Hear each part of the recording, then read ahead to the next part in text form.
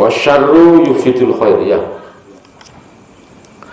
Sesuatu yang buruk itu bisa merusak yang bagus atau yang baik. Jadi keburukan itu merusak kebaikan. Jadi ternyata suatu keburukan itu bisa merusak kebaikan. Bismillahirrahmanirrahim. Qala al-musannifu rahimahullahu ta'ala wa nafa'ana wa bi ulumi fid dharain. Man lam yatruk al-muharramati lam yanfa'hu al-qiyamu bil wajibati. Waduh, berat nih, berat.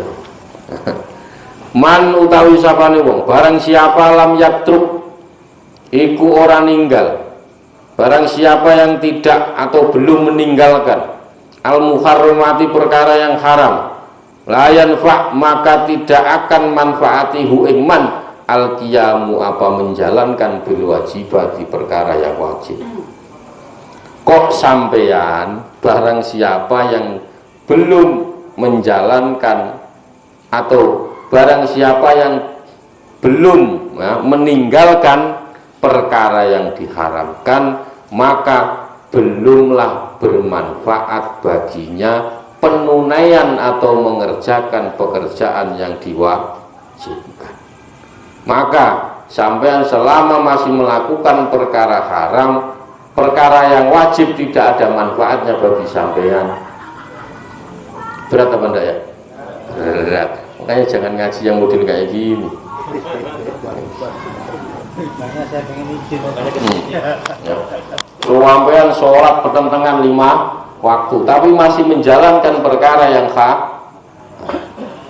tapi makanya sampai ini sudah jalurnya jalur ampunan aja, udah nggak usah yang lain, beres. Nah, jadi malam yatruk al muharramati la yanfa'u al qiyamu bil wajibat. Jadi orang kok masih menjalankan perkara haram, maka dia belum bermanfaat baginya menjalankan perkara yang wajib. Berat ya, kita ini maksiat tiap hari, Pak. Man lam yahtam, man utawi sapane wong lam yahtam iku ora tarak itu apa? Pantang ya. Lam yanfa mongko ora manfaati hu ing man apa adawau tombo. Barang siapa yang tidak berpantang, ya benar ya, berpantangan ya, maka obat tidak ada manfaatnya baginya. Sampean punya darah tinggi, pantangannya makan sate, makan durian, makan macam-macam. Mbok sampean minum obat kayak apapun nggak ada manfaatnya. Iya apa enggak? Nah, maka pantangan itu penting. Maka kemarin saya itu konsultasi sama dokter. Ini dokternya ternyata ya agak kayaknya pernah ngaji Tajul Arus kayaknya. Jadi saya dijelaskan begini, ada 5 tahapan, Pak. Kalau untuk menjalankan proses anak bapak ini ada 5 tahapan. Yang pertama itu tahapannya spiritual, begitu, Pak. Jadi untuk mempersiapkan ini semua, bapak dan ibu itu harus mengalami spiritual, kata dokternya. Nah, setelah itu baru, jadi yang bisa menyembuhkan penyakit, ini saya sudah pernah bahas dulu lama. Yang bisa menyembuhkan penyakit itu yang pertama adalah spiritual. Jadi yang menyembuhkan penyakit itu bukan obat, bukan dokter, bukan macam-macam, spiritual. Spiritual ini bentuk bagaimana keyakinan Anda kepada Allah Subhanahu wa Ta'ala bahwa penyakit Anda itu bisa sembuh. Ini yang pertama. Itu sama kayak omongan dokter. Jadi saya pernah cerita ini dulu ya. Saya pernah sakit, yang bisa menyembuhkan itu yang pertama spiritual. Keyakinan kita, kemantapan kita kepada Zat yang Maha menyembuhkan, yang pertama. Yang kedua, yang bisa menyembuhkan penyakit itu diri kita sendiri. Kalau dalam bahasa kedokteran kemarin itu ada body atau macam-macam. Jadi yang bisa menyembuhkan penyakit itu bukan dokter, bukan obat, bukan macam-macam. Yang bisa menyembuhkan adalah diri kita sendiri. Yang pertama spiritual, yang kedua body, apa bahasa kedokteran. Nah, yang ketiga baru obat. Jadi obat itu nomor 3. Jadi kalau sampean sakit kepala, itu pasti sampean sugestinya sudah obat dulu, ya apa enggak? Maka sampean menghilangkan 2 faktor yang sangat dasar. Yang pertama spiritual, yang kedua Anda tidak yakin kepada diri Anda sendiri untuk menyembuhkan penyakit yang Anda derita. Kita itu kalau sakit, itu sakit kepala itu paramek, ya, itu pasti sakit ini. Maka kalau sampean sakit, jangan minum obat dulu. Ini dokter yang ngomong. Tapi spirit ngaji juga begitu sebenarnya sama. Jalurnya benar. Jadi pertama spiritual, yang kedua body, diri kita sendiri, yang ketiga baru obat. Nah, obat ini nomor 3. Yang keempat itu baru eksekusi. Operasi, potong ini, macam-macam. Nah, yang ketiga baru kejiwaan, apa psikologi. Jadi tahapannya itu yang pertama spiritual, keyakinan, kemantapan bahwa Anda diberi Tuhan penyakit, Anda terima. Setelah Anda terima, Anda ngomong bahwa yang memberi Tuhan ya yang menyembuhkan Tuhan. Nah, ini yang kadang kita tidak punya, atau punya tapi kadang nggak sadar, atau sadar tapi kadang tidak dilakukan karena sudah tersugesti ketika sakit kepala langsung minum obat. Ternyata saya nanya, jadi ya sebenarnya ya kalau enggak gitu, kalau obat-obat ya sebenarnya hanya di bisnis obat aja, jual beli. Nah, yang pertama spiritual, baru diri kita sendiri yang bisa menyembuhkan. Nah, kalau spiritual diri kita itu tidak sanggup, nah, baru minta bantuan obat. Kalau obat masih tidak sanggup, dieksekusi. Ada operasi, ada potong ini, ada macam-macam. Nah, baru setelah itu penyembuhan psikologi mental. Orang yang habis dioperasi, habis di ini macam-macam itu butuh Maka orang yang tidak pantangan, maka obat tidak ada manfaatnya. Nah, sebenarnya kuncinya ada di spiritual dan ada di body.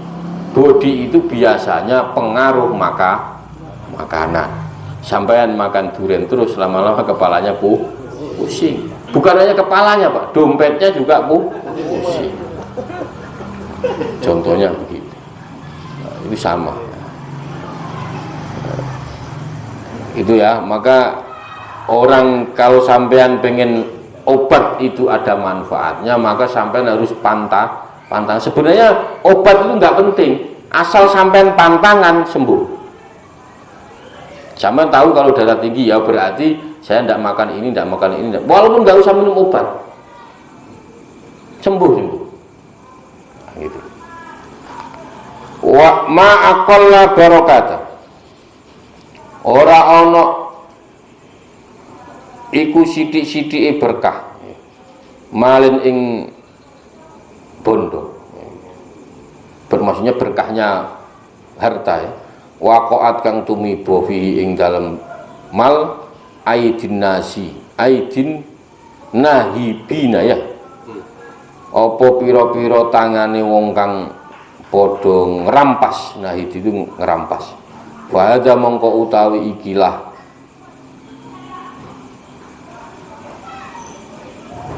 fahada, terus apa lanjutannya kan? Fahada mongko utawi iki kabeh mal mau, maka ma'aqallu barakatal malin.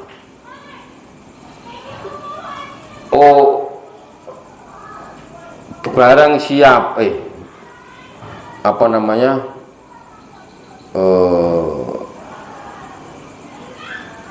Gusti, paling sedikit-sedikitnya tidak ada berkahnya gitu ya. Sedikit berkahnya gitu. Uang yang jatuh kepada tangan-tangan orang yang merampas atau orang yang merampok. Jadi ini ada orang korupsi, lalu sebenarnya orang duit yang dikorupsi itu tidak ada berkahnya, maksudnya begitu maksudnya. Jadi segala ono berkah blas ya. Maka qala man lam yahtam, tak ulangi lagi, man lam yahtam la yanfa'u adawa.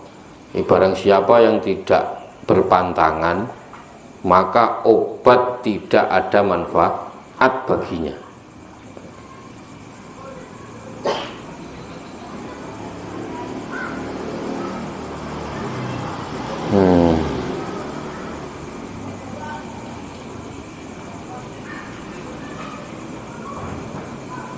Jadi kita itu kalau malamnya tafsirannya, kalau di ininya itu malam yatruk al muharramati la yanfa, itu kita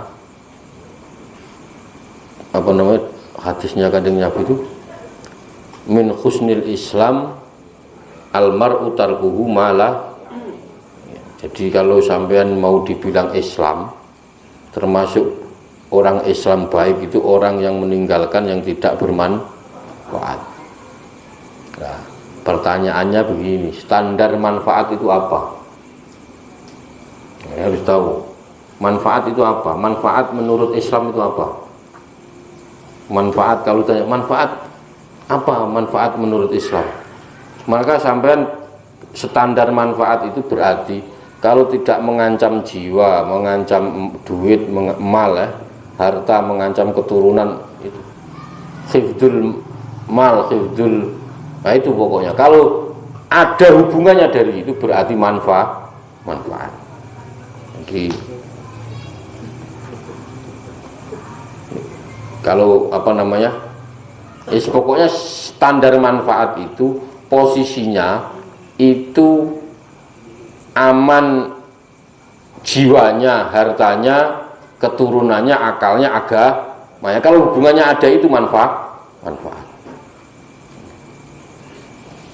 Jadi kalau sampean ingin meninggalkan sesuatu yang tidak berguna, sesuatu yang tidak penting dan tidak patut dilakukan, baik posisinya itu ucapan atau tindakan,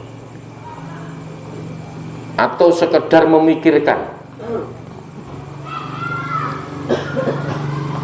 Jadi hal yang menurut Islam manfaat dan hal yang menurut hal yang menurut Islam manfaat atau menurut manusia manfaat ya, menurut Islam manfaat sama menurut manusia manfaat itu sebenarnya beda tipis. Makanya Islam itu standarnya luar biasa. Asal tidak mengganggu, asal Anda menerapkan pentingnya menjaga 5 hal. Yang pertama lah agama, terus akal, apalagi jiwa, keturunan, terus harta. Asal Anda menerapkan 5 ini berarti itu manfaat. Nah, kalau sampean melanggar 5 hal ini berarti tidak manfaat. Paham ya? Jadi sampai ada standarnya. Ma'aqalla barakata malin waqa'at fihi aidin nahibina fahada. Jadi sedikit sekali keberkahan uang yang jatuh pada tangan-tangan orang yang merampas, yang merampok. Pokoknya hartanya sangat berkurang berkahnya, malah nggak ada berkahnya. Maka dawuhnya Allah, ya Gusti, walau anna alal qura, ya ada yang ngapal, amanu wattaqu la fatahna alaihim barakatin minas sama'i wal ardh. Seandainya penduduk negeri-negeri ini itu iman, takwa, pasti Allah akan melimpahkan keberkahan kepada mereka dari langit dan bumi. Maka standar di sini adalah beriman dan bertakwa. Cuman kadang standar iman dan takwa ini dianggap tidak rasional. Orang pengen kaya kok modal iman sama takwa, dianggap nggak masuk akal. dianggap tidak rasional, maka nggak pernah dipakai. Nah, standar Anda mendapat rizki la fatahna alaihim barokatin. Jadi standarnya itu barokah loh ya, bukan banyak ya. Standarnya barokah, bukan banyak. Sudah di berkah itu wakilah ada yang mengatakan berkah itu bertambahnya kebaikan. Maka sampean ada 4 ciri harta yang berkah itu. Yang pertama itu kalau sampean dapat duit kok tambah khusyuk, kok tambah takwa, itu berarti sampean berkah duitnya. Itu tanda yang pertama. Yang kedua, kalau sampean dapat duit itu merasa aman, itu tanda-tanda kalau duit yang Anda terima itu berkah. Itu yang kedua. Jadi pertama, sampean tambah takwanya, dapat duit nih, tapi enggak ya pas dapat duit doang loh ya. Biasanya kan doa terus dapat duit, subuhnya 3:30, tapi duitnya sudah menipis, enggak subuhan. Jadi kalau sampean kok punya duit, itu kok takwanya tambah kenceng, itu berarti itu berkah. Rezeki yang Anda dapat itu berkah. Yang kedua, Anda merasa nyaman. Enjoy, dapat duit itu enggak ada perasaan apa-apa, sampai perasaan ditagih banknya enggak ada, enggak ada. Nah, itu berarti bukti kalau rezeki Anda berkah. Yang ketiga, mengantar Anda pada amal-amal saleh, nah, sering sedekah, sering ini ya itu. Yang keempat, mendorong Anda lebih bersyukur. Maka kalau sampai pengen tahu ciri-ciri rezeki yang berkah itu 4. Yang pertama, tambah takwanya tambah khusyuk. Nah, yang kedua, rasa tenang. Sampai punya uang banyak itu tenang, tidak takut dicuri orang, tidak takut habis, tidak takut apa-apa. Pokoknya tenang aja. Habis ya nyari lagi gitu loh. Nah, itu bukti kalau duit sampean itu berkah. Nah, kalau sampai masih ada was-was, ya itu berarti setengah-setengah itu berkahnya ya. Gitu. Tapi lumayan masih ada berkahnya. Maka walau anna alal qura amanu wattaqu la fatahna alaihim barokatan minas sama'i wal.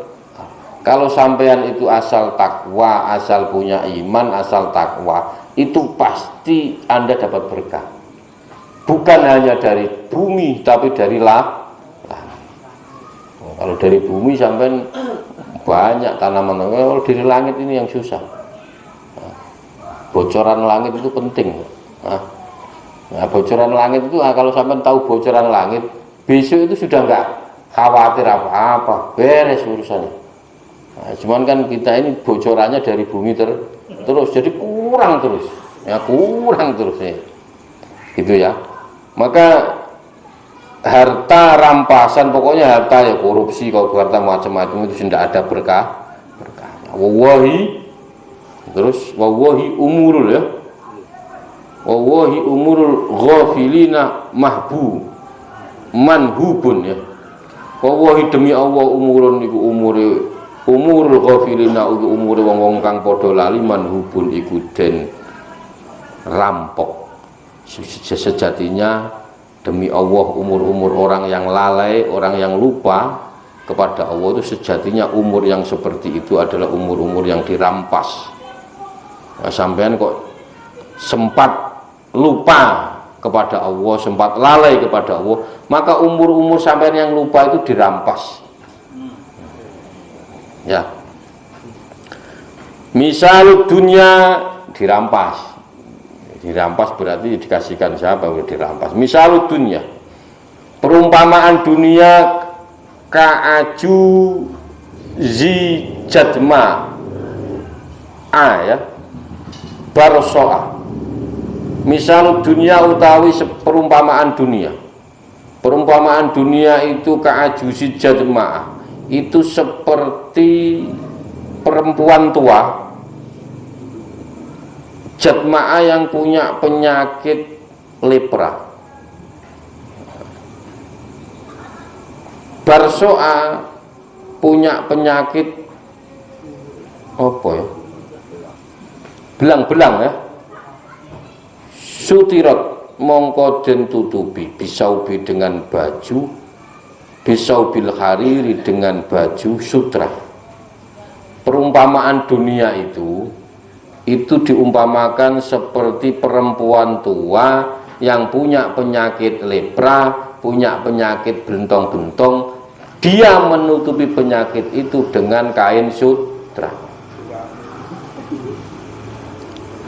Kira-kira gimana? Sudah tua, penyakit lepra, penyakit belang-belang, lo kok anehnya masih sampean deketin. Sudah tua, penyakit itu kalau sampean deket berarti tidak normal. Ada orang tua. Yuda mau sama orang tua penyakit lepra belang-belang itu kan aneh.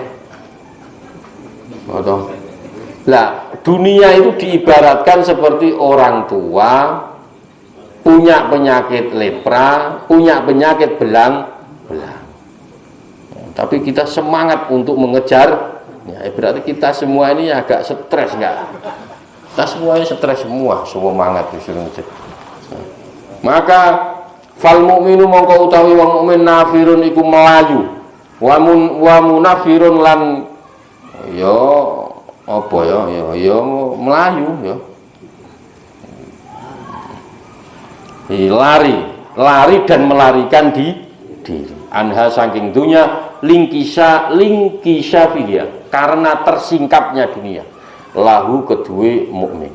Maka orang-orang mukmin itu pasti dia melarikan diri untuk menjauh dengan dunia karena sudah disingkap. Lah ya ada orang tua pakai cadar belang-belang penyakit lepra, cuman penutupnya kain sutra. Pertanyaannya, sebenarnya kita jarak dekat saja sudah mencium bau. Orang lepra itu bau apa enggak? Sudah mencium, tapi karena sampean karena sutranya itu sampean terus mengejar. Lah orang-orang mukmin pasti menjauh karena dia sudah menyingkap. Ketika dibuka, waduh tuwek bro, kan gitu.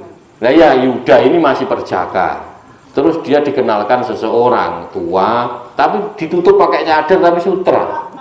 Dilihat dengan pakaiannya yang menarik wong sutra. Nah, tapi ketika sudah disingkap, sudah tua, lepra, belang-belang. Wis gak iso dipilih blas ya. Enggak bisa dipilih sama sekali. Maka fal mukminun nafirun wa munafirun an halin kisabiyah. Karena orang-orang mukmin itu orang yang sudah iman, benar-benar iman kepada Allah, itu udah disingkapkan sedikit, ditunjukkan sedikit. Maka berat. Jadi dawuhnya Allah Subhanahu wa taala, wa mal hayatud dunya illa laibun wala. Jadi kita itu di dunia ini ya hanya main-main dan senda gurus. Nah, makanya hidup di dunia nggak usah serius ya, sudah mau ketawa sampai pikir teman-teman ya stres ya. Sudah mau ketawa ngopi makan gitu ya udah beres. Gimana sih lu sampai pikir nggak selesai karena gini, karena faktanya kita menjalani hidup ini semua terpaksa. Iya benda terpaksa, tidak ada yang sesuai target sampean. Ya, iya. Ada yang punya target, pokoknya tahun ini saya naik pangkat. Faktanya enggak ada yang sesuai target hidup itu. Itu bukti kalau kita menjalani hidup itu terpaksa. Berarti alhamdulillah sama terpaksa enggak bunuh diri. Oh, sudah bagus itu. Nah, gitu. Ini bukti bahwa kita menerima qada qadarnya Allah Subhanahu wa taala. Terpaksa. Kan kalau target sampean saya ini harus begini, harus begini, harus begini. Faktanya tidak sama, nggak ada yang keturutan semua, meleset semua, targetnya meleset semua. Nah, sudah, amal hayatud dunya illa laibun walahun, anggap saja guyon semua. Maka terusnya apa itu? Wal darul akhirah ya, wal darul akhirah khairun apa itu sini? Lupa saya. Nah, ada yang hafal nggak itu? Nggak ada ya. Jadi hidup di dunia ini hanyalah main dan senda guru belaka. Ya sudah, pokoknya sampean itu kalau hatta sampean kerja itu kalau bisa jangan terlalu serius, biasa saja. Lu karena apa? Sampean sholat aja nggak serius kok, kerja serius itu kan aneh. Sholat sampean biasa-biasa saja kok, kalau kerjanya kok seriusnya itu kan nggak fair namanya ya. Yo nggak, masa bos kita disamakan dengan Tuhan, kan jangan. Sampai sampean kerja itu kalau bisa jangan serius, ya udah biasa-biasa saja.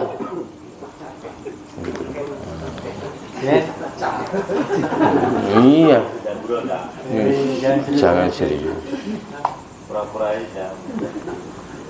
Jadi wal mukmin, orang mukmin itu orang yang beriman adalah orang yang berlari dan melarikan diri dari menjauh ya dari dunia. Karena apa? Kok dia menjauh? Karena dia telah disingkap, dia tersingkap keburukan dunia. Itu tadi contohnya, Yuda dicalonkan sama seseorang perempuan, pakaiannya sutra, pakai gamis semuanya ini, nggak ketemu, pakaiannya keren, kaya kayaknya ini, gitu pasti, karena pakaiannya sutra. Ketika datang mendekat, sebenarnya dia sudah tahu baunya sudah tahu, tapi karena dia tergoda dengan pakaian sutra, ya nikmati saja itu kan itu. Qala Rasulullah, dawuhnya Allah itu, dawuhnya Kanjeng Nabi Muhammad itu, ad-dunya sijnun mukmin ya, wa jannatul kafir. Dunia ini penjara bagi orang mukmin. Ini guys, saya masih ingat keterangannya Gus Ba itu begini. Sebenarnya roh kita itu tersiksa dengan kita. Kenapa? Karena roh itu tidak butuh makan, tidak butuh kelon. Yang butuh kelon itu kan badanmu, yang butuh makan badan, rohnya itu nggak butuh makan. Roh kita itu tidak butuh makan, yang butuh makan badan. Maka ketika sampean makan, roh sampean menangis. Maka jangan banyak-banyak kalau makan. Loh iya, loh yang butuh kelon itu badan apa roh? Badan. Maka kalau kelon ya memang ada pahalanya, tapi mbok jangan sering tiap hari kan kebangetan. Biasa-biasa saja gitu loh. Iya malam Jumat gitu. Maka apa yang dilakukan badan, sejatinya roh kita itu tersiksa. Karena enggak, ya gimana, enggak butuh itu kok. Anda paksa. Contohnya begitu. Maka dunia ini penjara bagi orang mukmin. Ya itu tadi, orang itu, contohnya itu roh kita itu sebenarnya nggak butuh makan, nggak butuh kelon, nggak butuh macam-macam.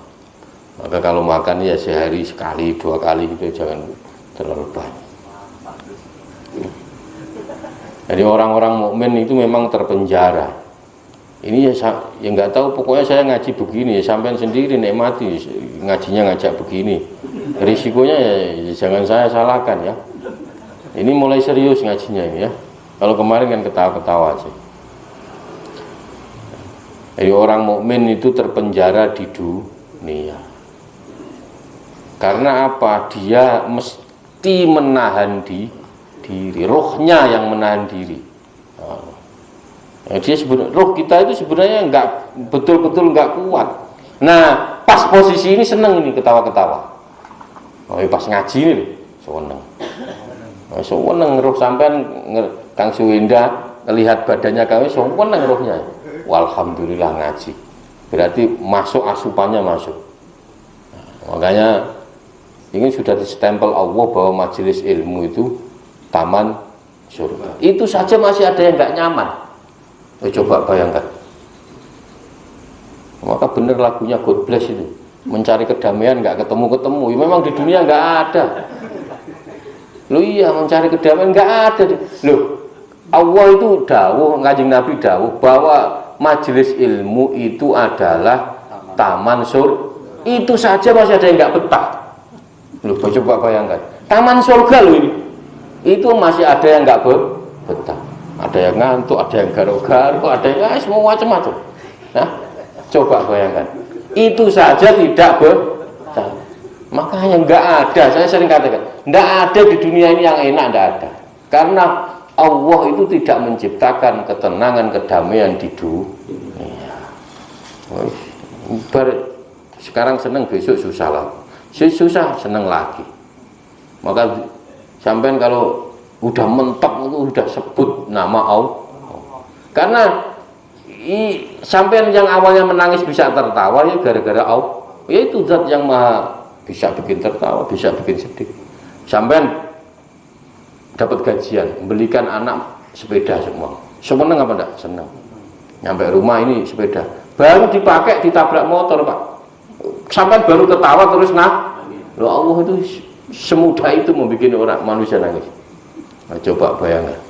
Nah, ya sudah biasa. Maka kalau sudah mau mentok, sudah seperti udah sebut aja. Tapi yang serius nyebutnya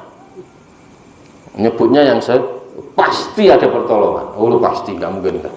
Asal sampai nyebutnya serius pasti ada.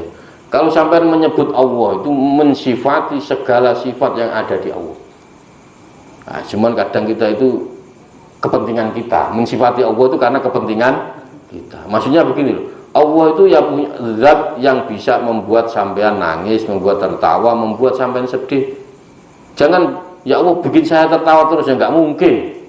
Nggak mungkin. Nah, kita itu kadang-kadang kalau berdoa sesuai kepentingan, ya Gusti Allah, lucu kamu. Loh, yang ngasih saya kepentingannya semuanya kamu. Gitu. Nah, caranya apa? Caranya ya itu tadi. Yes, bikin saya nangis ya sedikit-sedikit aja, tapi ya nanti seneng lagi gitu loh. Jadi ya biasa, jadi menjalani hidup itu biasa. Maka misal dunia fal mu'min nafirun mun wa munaffirun anha lingkisafiha lahu. Pokoknya standar ya begini ya, standar ya. Pokoknya dianggap mukmin intinya sampean iman bahwa la ilaha illallah. Urusan nanti itu sampean musyahadah, mukasyafah itu nanti. Maka bersabar dari maksiat dengan menahan diri itu torekoh yang paling berat. Maka ada torekoh yang paling berat, yaitu torekoh mengamalkan tidak maksiat. Susah Pak ini. Itu torekoh yang paling tingkat tinggi, tidak pernah maksiat. Bukan kok tidak pernah, dia mengamalkan untuk tidak maksiat. Nah, sekarang kita ini pas tak jamin nggak lolos. Oh iya, sampai setiap berangkat naik motor, kalau nggak lihat wanita cantik, wanita mulus, disalip orang emosi gitu.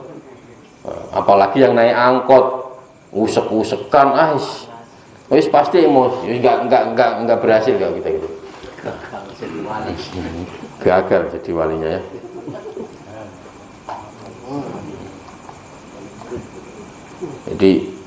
Jadi jangan Anda kira torekoh itu hanya sekedar zikir.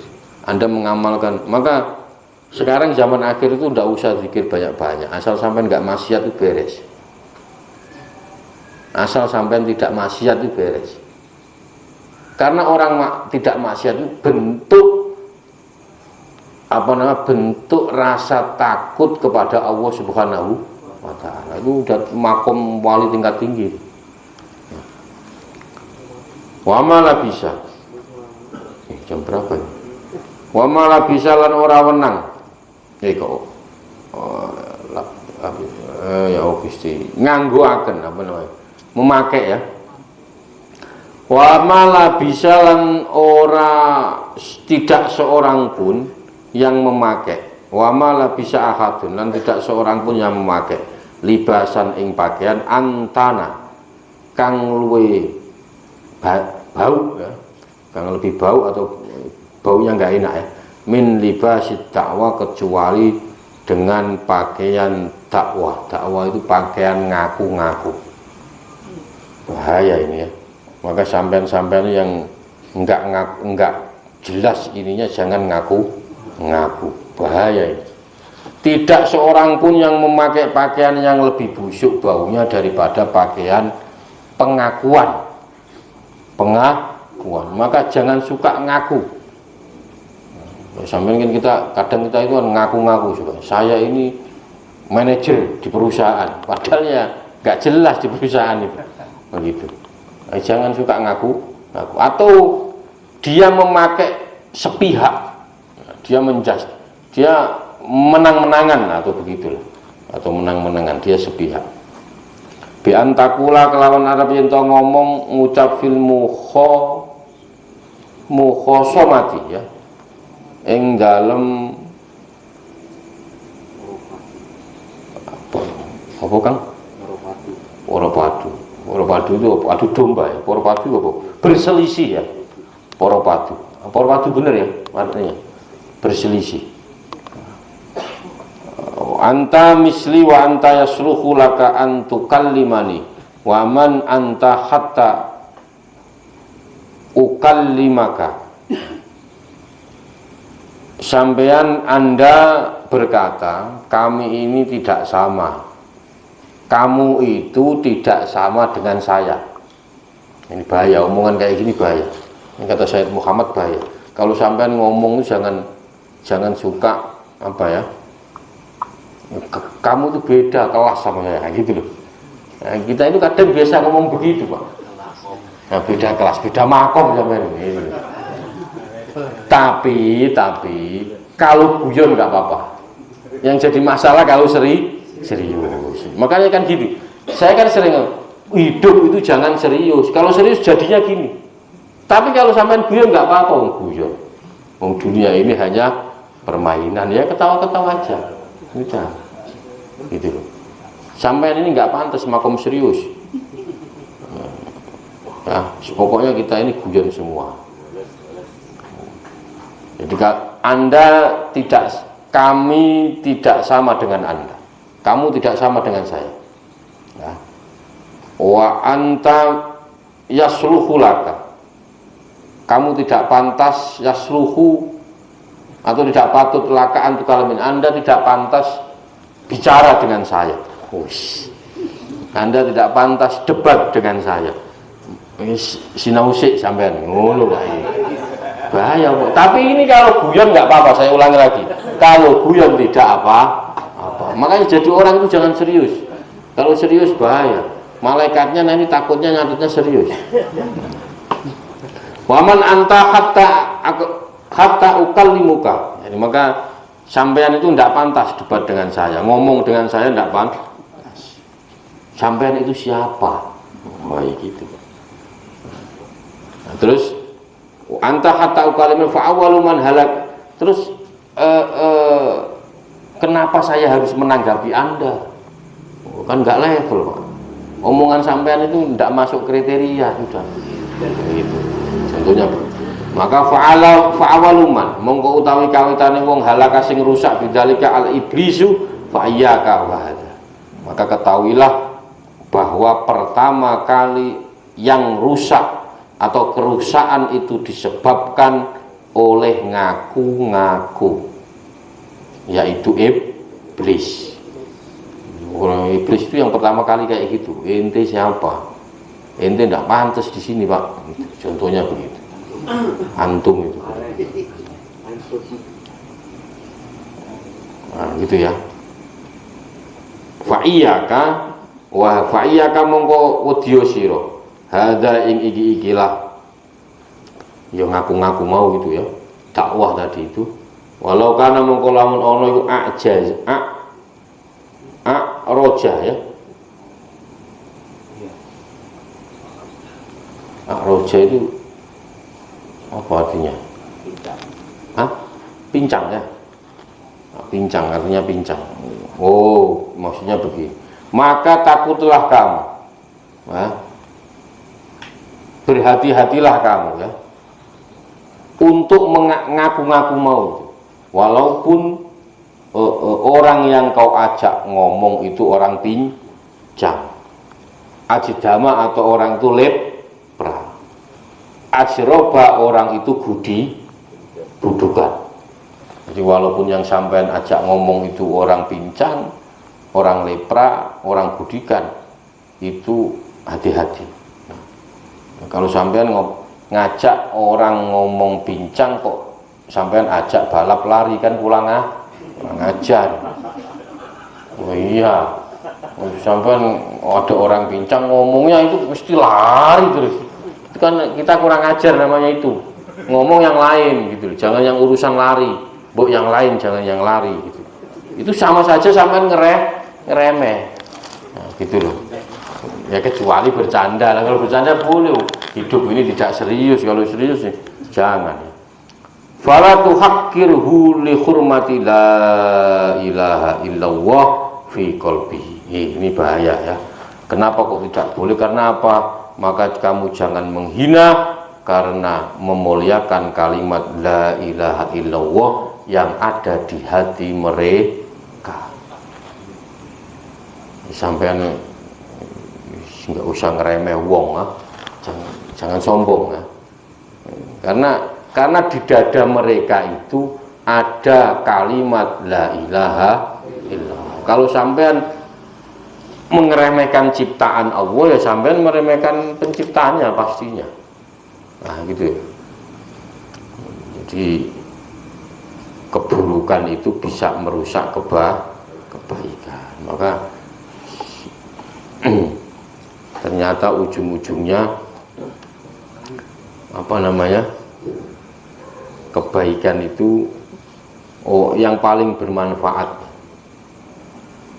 yang paling berguna bagi hidup dan kehidupan ini adalah orang yang baik yang mau melakukan kebaikan.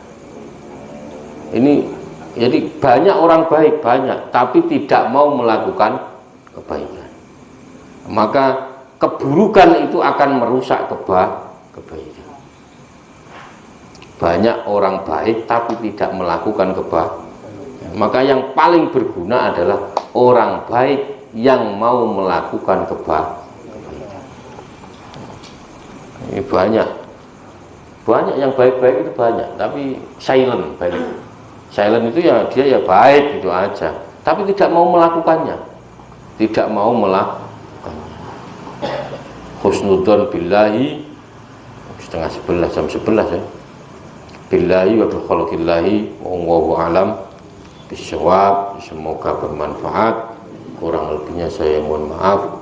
Wallahul muwaffiq ila aqwamit thoriq. Wassalamualaikum warahmatullahi wabarakatuh. Maulaya sholli wa sallim